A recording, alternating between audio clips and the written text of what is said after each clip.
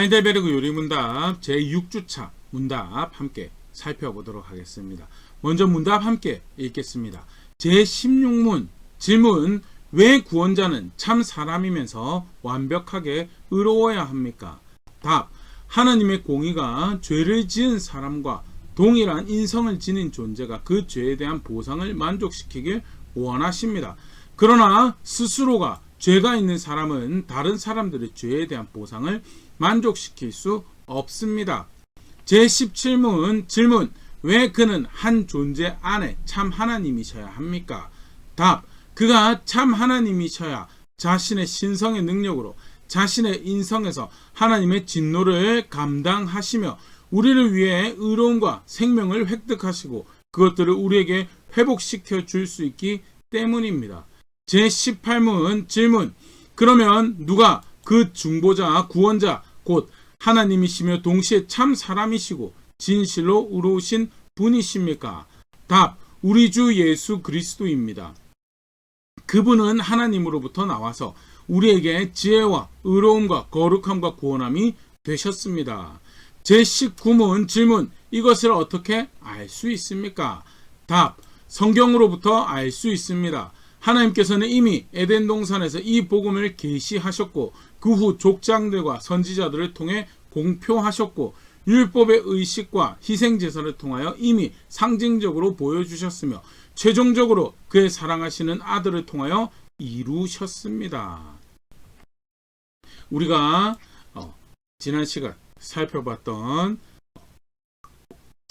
중보가 필요한 상태, 구원이 필요한 상태에 대해서 그 이후에 그 구원이 필요한 상태에 합당한 중보자의 모습에 대해서 성경이 가르치는 바를 간략하게 요약하게 소개하고 있는 문답인데요. 계속 함께 성경에서 가르치는 바 생각해 보도록 하겠습니다. 먼저 우리 비참한 상태에 대해서 앞서 쭉 살펴봤었는데요.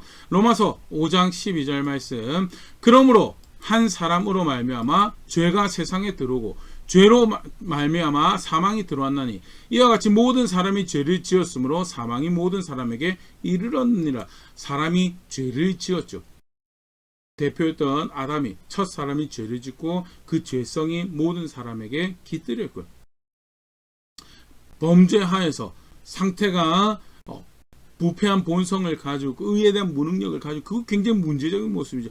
그러나 뿐만 아니라 그 범죄에 대해서 정죄하시는 하나님의 공의가 죄책을 요구하시죠. 사망을. 그래서 죄가 들어왔고 사망이 사람에게 있더라라는 거예요.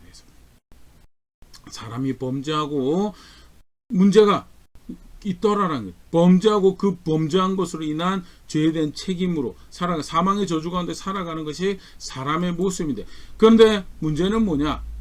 이걸 사실은 페이백할 수 있는 길이 있더라는 거예요. 죄인을 향해서, 범죄한 죄인을 향해서 그 죄에 대한 책임을 물으시는 하나님의 정의는요, 에스겔 18장 20절: 범죄하는 그 영혼은 죽을지라 아들은 아버지의 죄악을 담당하지 아니할 것이요 아버지는 아들의 죄악을 담당하지 아니하리니 의인의 공의도 자기에게로 돌아가고 악인의 악도 자기에게로 돌아가리라 하면서 범죄한 자신이 감당하는 것이 하나님의 공의다는, 하나님의 룰이다는, 범죄한 그 영혼이 벌받을 거고 의인인 선을 행한 사람이 하나님 앞에 은총을 입는 것이 또 마땅, 그게 하나님 정의다는, 사람이 범죄하였기 때문에 사람이 그것을 갚아내는 것이 그게 당연한 거죠. 지난 시간도 살펴봤지만 대표적인 예표로 우리가 볼 수 있는 게요, 히브리서 5장 1절 말씀입니다. 대제사장마다 사람 가운데서 택한 자이므로 하나님께 속한 일에 사람을 위하여 예물과 속죄하는 제사를 드리게 하나니, 일종의 중보자와 구원자의 예표가 되는 존재죠. 대제사장이라 하나님께서 구약의 이스라엘 백성들에게 속죄와 문제가 있는 사람들에게 중보를 하는 그 일을 감당하도록 위해서 하나님께서 세운 존재죠. 그런데 사람을 중보하는 자리에서 하나님 앞에 서는 존재다 보니까 하나님께서 그 존재를 누구 가운데서 뽑았느냐? 사람 가운데서 택한 사람이라고. 왜? 사람의 문제를 대신해서 중보하는 일을 하는 일이기 때문에 분명하게 하나님의 정의에 대한 공식을 볼 수 있는 아주 대표적인 예표고요. 사람의 문제를, 죄와 그 죄로 인해서 발생한 사람의 문제를 감당하기 위해서는 사람이 하나님 앞에서 그 중보하는 그 역할을 감당해야 되는데 지난 시간에 살펴봤죠. 사람이 감당할 수 있다냐? 아니, 없다는.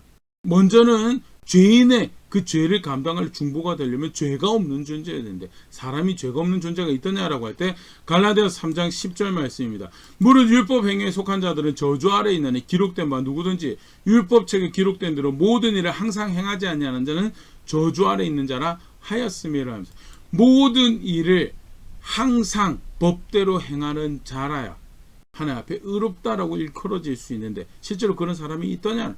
없다는. 그래서 모든 사람이 저주 아래 있고 로마서 3장 말씀대로요. 하나님의 영광에 이르지 못해. 죄 없는 사람이 없기 때문에 사람으로는 사실은 실상 본인의 죄의 값으로 죽는 것만 해도 사실은 버거운 그런 상태. 누군가의 대신하여 중보가 될 수 있다라는 것. 불가능하다라는 거죠. 더불어서 그러면 그 중보를 죄를 지은 거에 대해 속전을 제공하는 것은 구약에도 보면 다른 동물들이나 또 하나님 규정하신 그 물질 다른 거에 의해서 속전을 제공하는 그런 일들이 있었는데 페이백할 수 있는 다른 방법이 없느냐라고 할 때 엄중하게 따지면 시편 49편 7절 아무도 자기의 형제를 구원하지 못하며 그를 위한 속전을 하나님께 바치지도 못할 것은 그들의 생명을 속량하는 값이 너무 엄청나서 영원히 마련하지 못할 것임이니라. 생명을 속정하는 것, 죄에 대해서 페이백하는 것, 속전을 되갚는다라고 하는 것 사실은 불가능하다는.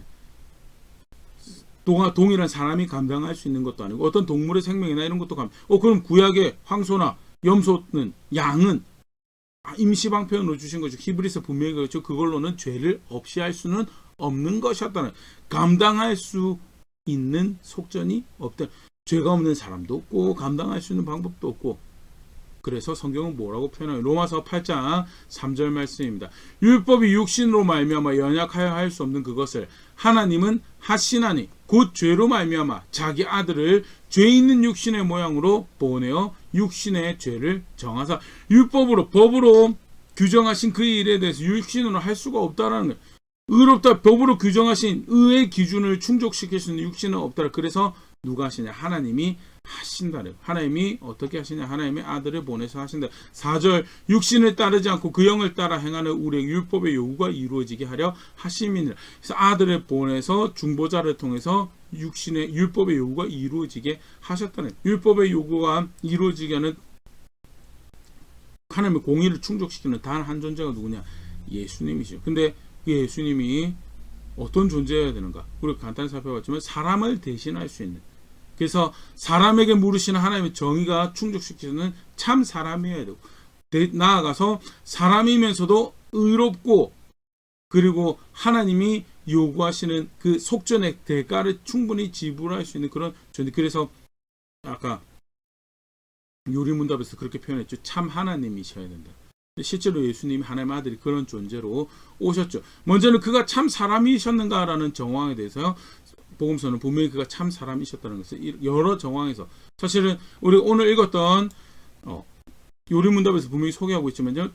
여자의 후손으로 오실 거다라는 것, 이미 선지자들 통해서 에덴 동산에서도 그 약속을 주셨었죠. 여자의 후손으로 오시고 태어날 출생할 장소까지도 베들레헴에 날 것을 미가서 통해서 약속을 주죠. 아기가 날 것에 대해서 충분히 이야기를 하셨고, 그런데 실제로 복음서에서 예수님 오셨을 때 그렇게 오셨다라는 것을 확인하고 있죠. 마태복음 2장 1절 헤롯 왕 때 예수께서 유대 베들레헴에서 나심에 동방으로부터 박사들이 예루살렘에 이르러 말하되, 출생하신 장소가 분명히 소개되어 있습니다. 출생이라는 것을 경험한, 단순히 성인의 몸으로 하늘에 있다가 내려와도 사실은 뭐 할 말이 없죠. 또 참 사람이라고 하면 할 말이 없는데, 참 사람이다라는 것을 무엇으로 보인 출생지가 있는, 출생이 있는 모습으로 오셔서 우리에게 확인해요. 아, 사람이구나. 그래서 예수님을, 여담으로 예수님을 소개하는 대표적인 표현, 인자라, 사람의 아들이라. 물론 메시아를 지칭하는 또 대표적인 표현이긴 하지만요. 그 표현이 뭐냐? 사람의 아들을, 실제로 그렇게 출생지가 분명히 있으신 참 사람으로 오셨다는. 마태복음 2장 23절입니다. 나사렛이라는 동네에 가서 사니 이는 선지자로 하신 말씀에 나사렛 사람이라 칭하리라 하심을 이루려 하심을 주된 성장지가 또 성경에 소개돼요. 나사렛이라는 동네에서 성장을 출생지가 있을 뿐만 아니라 고향이라고 일컬어지는 성장지라고 일컬어지는 나사렛이라는 동네가 있더라라는 거예요. 굉장히 흥미롭죠. 그만큼 참 사람으로 오셨다는 출생지가 있고 성장한 지역이 있다라면요. 더불어서 굉장히 인생의 모습, 육신을 가진 사람으로서의 연약한 모습도 성경에서 우리가 볼 수 있는데 마태복음 4장 2절 40일 동안 금식하시고 난 후에 40일을 밤낮으로 금식하신 후에 줄이신지라 배가 고프다. 신적 존재로 40일 동안 굶어도 배가 고프지 않는 그런 초월적인 존재, 아니 참 사람으로 오셔서 40일 동안 밥을 안 먹으니까 어떻게 배가 고프다. 줄이다. 육신으로 연약하여지고 배가 고픈 참 사람으로 오신 분이 예수님이시다. 하나님 아들이신 예수님이시다. 요한복음 4장 6절 또 거기 또 야곱의 우물이 있더라. 예수께서 길을 가시다가 피곤하여 우물 곁에 앉으시니 그대로 앉으시니 때가 6시쯤 되었더라는 예수님께서 사마리아를 가로지르는 여정을 가시죠. 그런데 가다가 수가성에 이르러서 야곱의 우물이라는 곳이 있었고요. 거기서 길을 가시다가 피곤해서 앉아서 쉬시더라. 피곤이라는 것을 경험하신, 아까도 얘기했던 것처럼 신성이 충만해서 하나님 아들 초월적이라서 피곤도 없고 줄이는 것도 없고, 아니요, 피곤도 하시고 줄이시기도 하신 참 사람으로, 그게 성경에 소개하는 예수님의 사람됨의 모습이죠. 뿐만 아니라 예수님 반대로 참 하나님이시기도 하시더라는 요한복음 1장 1절 3절 태초에 말씀이 계시니라. 이 말씀이 하나님과 함께 계셨으니 이 말씀은 곧 하나님이시니라 하면서 태초에 세상이 시작하기도 전에 창조되기 전에도 예수님이 계셨고 이 예수님은 하나님과 함께 계셨고, 말씀, 여기서 말씀 표현은 예수님을 지칭하는 거죠. 하나님이시다라고 그렇게 소개하면서요. 2절 그가 태초에 하나님과 함께 계셨고 세상이 시작하기 전에 하나님과 계셨고, 3절 만물이 그로 말미암아 지은 바 되었으니 지은 것이 하나도 그가 없이는 된 것이 없느니라. 하나님에 대한 대표적인 모습이죠. 만물을 만드신 분이시다. 만물이 그로 말미암아 지은 바 되었, 지은 것이 하나도 그가 없이 된 것은 모든 것이 그로 말미암아 존재하고 그는 그렇게 참 하나님이시다라고 소개가 되어진 분이 누구냐? 그게 예수님이다. 다소 철학적이고 신학적인가요? 아니, 분명히 그 예수님, 참 하나님이신 예수님을 경험한 사도 요한이 기록하고, 실제로 제자들이 육신으로 오신 예수님을 경험한 정황에서 보면요, 마태복음 14장 33절 배에 있는 사람들이 예수께 절하며 이르되 진실로 하나님의 아들이로소이다 하더라라면서 갈릴리 바다에 큰 풍랑이 있던 그 상황에서 풍랑을 잠잠하게 하신 예수님 모습을 본 거죠. 그 배에 있던 사람들이 예수님을 보고 진실로 하나님의 아들, 여기서 하나님의 아들이라는 말은요, 이스라엘 백성들에게, 유대인들에게 하나님은 보이는 존재가 아니에요. 그런데 그 하나님의 어떠하심이 육신의 형상으로 나타나서, 그래서 그 하나님과 동등한 신성을 공유하고 계시는 특별한 존재입니다. 하나님의 아들, 하나님께서 보내신 자입니다라는 표현이고요. 그가 하나님이신 것을 인정하는 또 다른 고백이죠. 마태복음 27장 54절 배에 함께 있었던 사람들은 제자들이었고 유대인들이었다면요, 이방인을 통해서 예수님이 하나님의 아들이신 것이 확인되는 정황이 마태복음 27장 54절인데요. 백부장과 및 함께 예수를 지키던 자들이 지진과 그 일어나는 일을 보고 심히 두려워하여 이르되 이는 진실로 하나님의 아들이었도다 하더라. 예수님 십자가에 못 박혀 죽고 난 다음에 그 다음에 지진이 발생하고 벌어진 일들이 있었죠. 예수님 지키던 사람들, 백부장들과 함께 지키던 병사들이, 이방인들이 자신들의 눈으로 경험으로 이가 하나님의 아들이었구나, 참 하나님이요, 그가 이야기해서 참 하나님이었구나라는 것을 고백하는 것이 마태복음 27장 54절 이렇게 소개가 되어 있고요. 부활하신 예수님을 만난 도마가, 예수님 제자가 또한 이야기를 하죠. 요한복음 20장 28절입니다. 도마가 대답하여 이르되 나의 주님이시오 나의 하나님이시니이다. 가까이 한 사람들에 의해서, 지켜본 이방인들에 의해서, 또 그 사건에 함께 있었던 동시대 사람들에 의해서 확인된 예수님 참 하나님의 아들이시다를, 하나님이시다를 확인된. 실제로 예수님은요, 하나님이 약속하신 대로 구원자로 중보자로 오셨는데 우리 사람이 어떤 중보자가 필요했는가? 사람을 대신할 수 있는 중보자, 구원자가 필요했어요. 왜? 사람을 향한 하나님의 정의에 대한 요구가 충족될 수 있도록 범죄한 그들이 죄의 대가를 지불해야 되는데 그걸 할 수 있는 사람이 자기 죄 지고 죽기도 바라는 그런 자를 위해서 참 사람으로서 예수님이 오셔서 사람의 죄의 대가를 지불하시죠. 대신 십자가에 죽으시고 죄의 대가를 지불하신다면요, 사람으로 만들어진 피조물로서는 감당할 수 없는 그 죄의 대가를 친히 감당하시고 또한 한 사람뿐만 아니라 여러 사람의 많은 사람의 그 죄의 대가를 감당하시는 그런 존재로 참 하나님으로 오셔야 되고, 실제로 예수님 그렇게 참 하나님과 참 사람으로 오셔서 우리의 중보가 되시고 우리의 구원자가 되셨다라는 것, 그걸 실제로 성경에서 가르치고 확인을 하고 있다라는 놀라운 사실.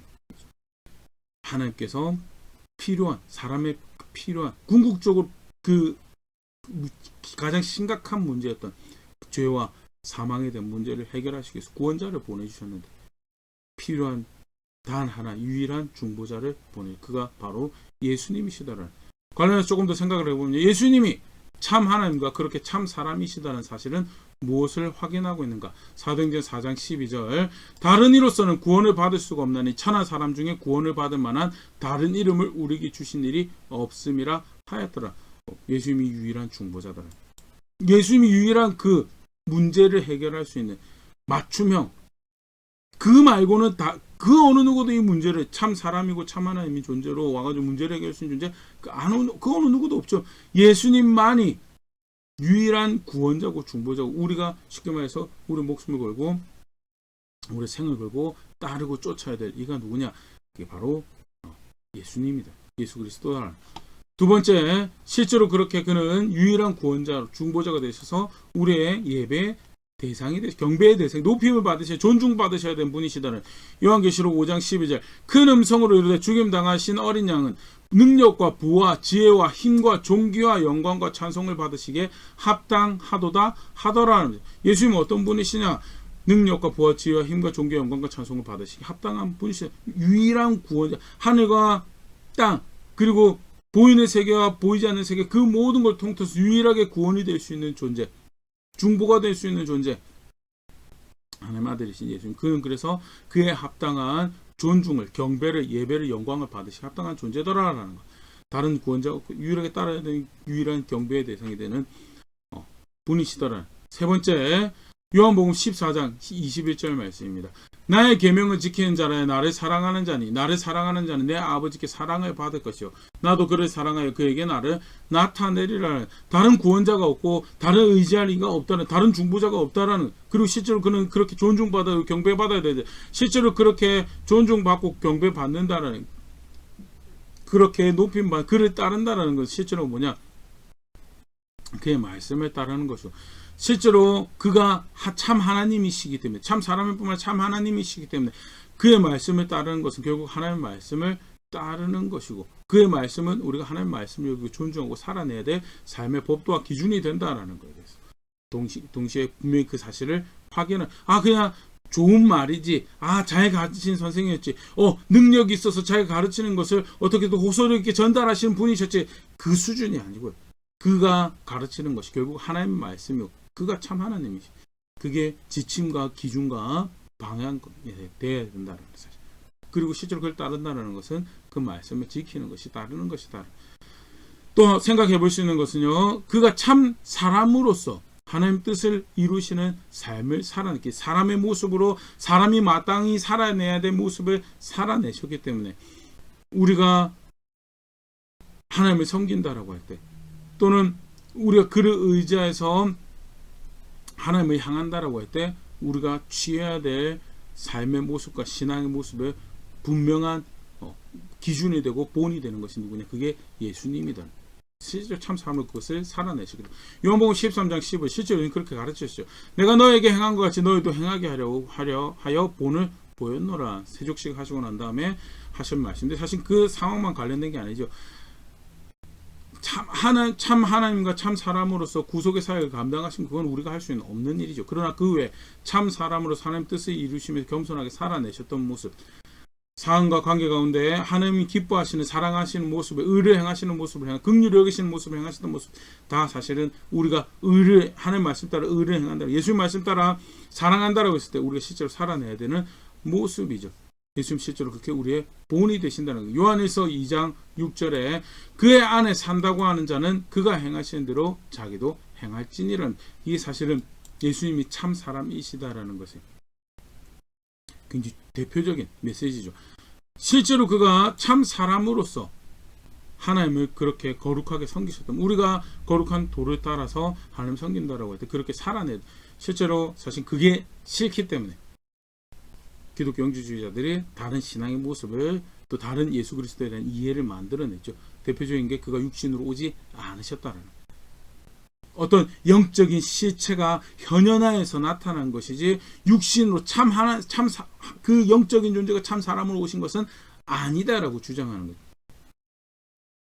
성경에서 가르친 거 위배되는 거예요. 요한 1서에 배경이 되는 이단의 영지주의 이단이 있었고요. 그래서 요한이 좀 전에 읽었던 말씀이죠. 그 안에 산다. 그가 진정한 교주, 그를 따른다면 그가 행하시는데 그를 본으로 알고 살아가는 자리에 있는 그게 육신의 그가 살아냈었던 본을 따라 살아내는 게 그게 신앙이고 그게 그를 안다라고 하는 것이다. 깨달음, 경험 다 좋죠. 다 좋죠. 그러나 신앙이라는 것은 실제로 그 육신대로 오신 하나님의 아들이라고 아는 것은요. 그가 본이 되신다는 자리에 있는 거고. 그래서 따라 살아내는 것이 기독교 신앙의 굉장히 중요한 모습이에요. 그 근간에는 뭐가 있는가? 그가 참 사람이셨다라는 그가 참 사람. 마지막으로 그가 참 사람이고 참 하나님이라는 사실이 또 우리에게 분명히 확인하는 것은요. 그가 사람으로 살아가는 우리의 위로가 되신다는 거예요.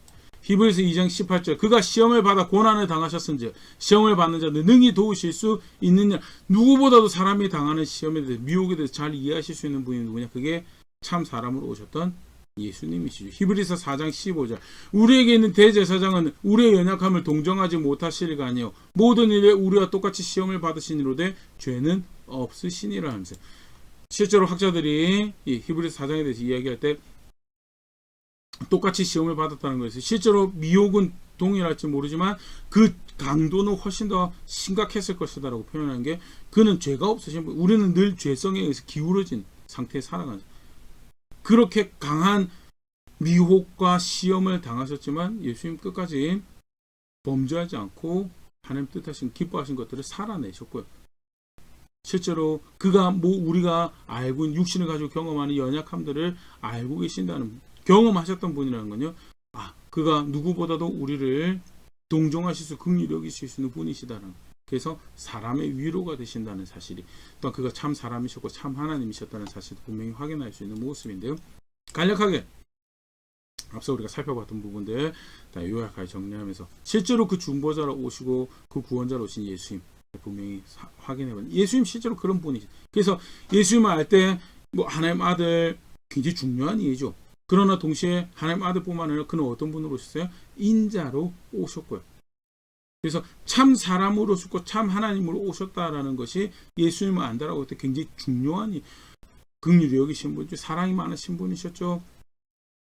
잘 가르치시는 분이셨죠. 의를 행하시는 분이셨죠. 다 중요합니다. 그러나 본질적으로 가장 중요한 예수님에 대한 예수님을 안다라고 할 때 가장 어떻게 보면 중추적인 기둥 중에 하나라고 생각해야 되는 것이 오늘 우리가 살펴본 부분. 그는 참 하나님과 참 사람이시고 왜 그가 그렇게 오실 수밖에 없었는가? 실제로 그런 도움이 필요한 대상들이 우리였고요. 그리고 그런 우리를 위해서 우리의 필요를 채우신 하나님의 은총과 은혜가 바로 참 하나님과 참 사람으로 오신 예수님이셨고 어떻게 보면 우리가 신앙을 그를 향한 신앙을 가지고 있을 때 타협할 수 없는 대표적인 이해죠. 실제로 하나님의 아들이 참 사람으로 오시기 위해서 동정녀를 통해 오셨다라는 것.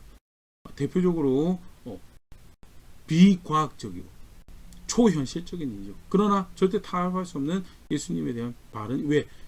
그게 예수님 참 사람으로 오시는 하나님이 사용하셨던 방법이고 그거를 마치 믿어도 되고 안 믿어도 되는 내용처럼 만들어 버리면요. 그러면 이제 큰 근간이 흔들려 버려요. 그것도 그렇죠. 십자가 죽음은 당연 십자가의 죽음은 사실은 성경 외에 있는 증언들로도 그가 십자가에 죽으셨다라는 것을 우리가 분명히 확인할 수 있는 정황인데요. 다양한 그가 참 하나님의 아들이셨고 동시에 사람이셨다라는 이해를 거스르고 일그러뜨리려고 하는 그 시도에 대해서도 우리가 간과할 수 없는 것은 그것이 사실은 우리의 구원의 이해에 있어서 굉장히 중요한 요소였다라는 것도 오늘 우리가 살펴본 내용 가운데 잘 정리를 하실 수 있으면 좋을 것 같고요. 아울러서 우리가 맨 마지막에 살펴봤던 예수님을 참 하나님과 참 사람으로 한다는 그를 유일한 구원으로 알고 경배의 대상으로 존중의 대상 좋은 분이 계셨지 정도가 4대 위인의 하나로 이해하는 게 경배의 대상이고 존중의 대상 실제로 그리고 그의 말씀을 그렇게 여기는 것이 그게 그를 참 하나님으로 참 사람으로 더불어서 그를 본으로 알고 능히 우리를 긍휼히 여기시고 위로가 되시는 분으로 알고 살아가는 것이 실제로 그게 그가 참 하나님이고 참 사람이라는 사실이 확인하고 있는 바가 그것이 사실 우리 걸음걸음에 우리의 이해에 반영이 돼야 되는 모습이죠. 다른 건 차차 예수 말고 다른 그 우리의 필요를 채울 수 있는 존재는 없다라는 그 필요를 채우셨다는 그 사실만으로도 경배의 대상이 되지만요. 특별히 그가 참 하나님이셨다는 사실 또한 그가 존중받으셔야 되고 경배받으셔야 되고 그렇기 때문에 그의 말씀이 사실은 하나하나 우리의 삶을 규정하는 원칙이어야 된다. 더불어서 우리가 하나님을 섬긴다라고 할 때 임의로 결정하는 것이에요. 그가 실제로 보이셨던 본들이 하나하나 우리의 삶 속에서 다시 확인되어진 게 그게 하나님 따르는 자리입니다. 그 가운데 누구를 위로 삼고 누구를 경외해 삼는가. 그 우리의 중보자가 우리의 연약함을 아시는 분이시다라는 실제로 걸음걸음 그렇게 살아내며 그렇게 그를 안다라는 것이 우리의 사건 상황에서 확인되어지는 그런 선택들 만들어가는 제가 될 수 있으면 좋을 것 같고 그런 교회 함께 성숙해져가는 교회 될 수 있으면 좋을 것 같습니다.